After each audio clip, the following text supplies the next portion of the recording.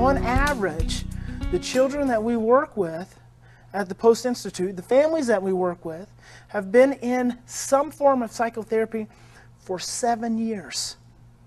On average, that's the average. And generally, most all the children coming into any of our programs are on anywhere from 3 to 5 different psychotropic medications.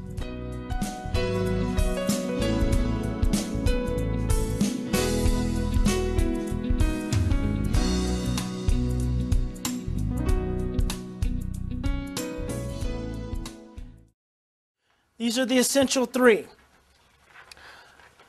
All of the techniques that we're going to talk to you about as we get into these behaviors are based on these 3 understandings, these 3 principles. Very important. I want you to take these 3 principles and I want you to think about them, and I want you to talk to someone else about them over the next break. Because it's very important that you can internalize these and begin to see this understanding. All behavior arises from a state of stress. 1, we've got that one, right? All behavior arises from a state of stress. Okay? Negative behavior arises from an unconscious state. This is a big one. This is a big one. Really according to the old paradigm, this is a big one. Negative behavior does not stem from a place of conscious intent, but it stems from a place of unconscious fear, unconscious survival. Very easy way to remember it. Scared children do scary things.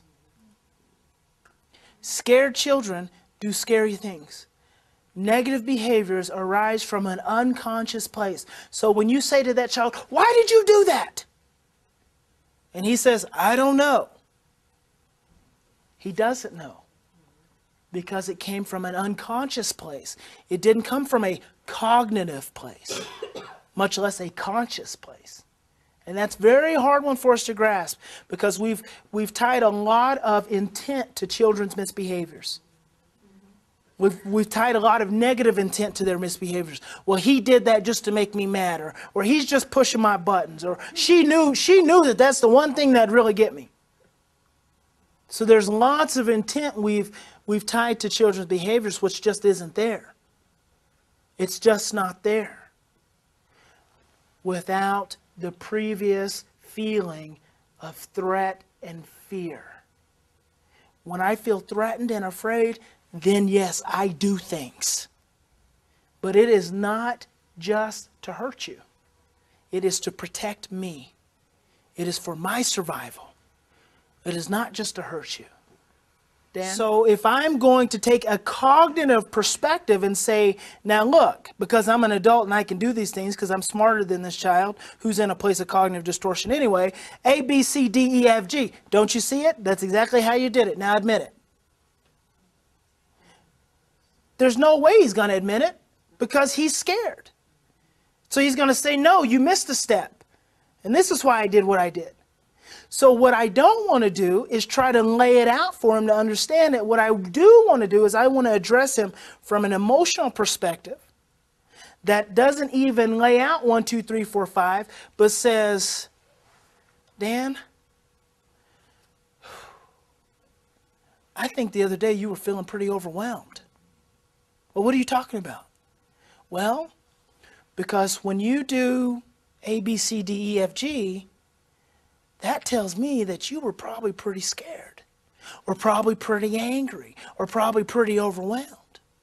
Why don't you tell me what's going on? And open up the pathway in a non-threatening way for him to communicate with me about what actually may have caused him to feel threatened. Or he says, well, I don't know. That's okay too. Because when I see his dysregulation, when I see his fear or his need to manipulate his behavior, then what I can do is I can go around and address him before he ever gets to that point. So instead of going to the mall with his friends, I'm going to say, you know what, son? When you go to the mall with your friends, you get really overwhelmed. So I'm thinking I probably need to go and tag along with you guys. That way I can help you at least feel a little bit safe. And you won't feel like you've got to try to manipulate me or your mother when you get home. So see, I'm addressing him behind the behavior. And of course, he's going to get mad about that. And this is what we're going to get into, is you cannot prevent your child from having emotional states. Boy, that's a big one. You can't keep your child from getting angry. What you can do is maintain the relationship in the midst of that anger. That's what you can do. There is negative and positive repetitious conditioning. What that means is that the behaviors that we're going to get into and the behaviors that you all are going to be sharing with us that we're talking about are a byproduct of repetitious conditioning. Through repetition over and over and over, your child has become conditioned to do the things that he does, and you've become conditioned to react in the way that you do. And the only way to overcome that is by doing something different, repetitiously, to recondition our bodies, to recondition their experience.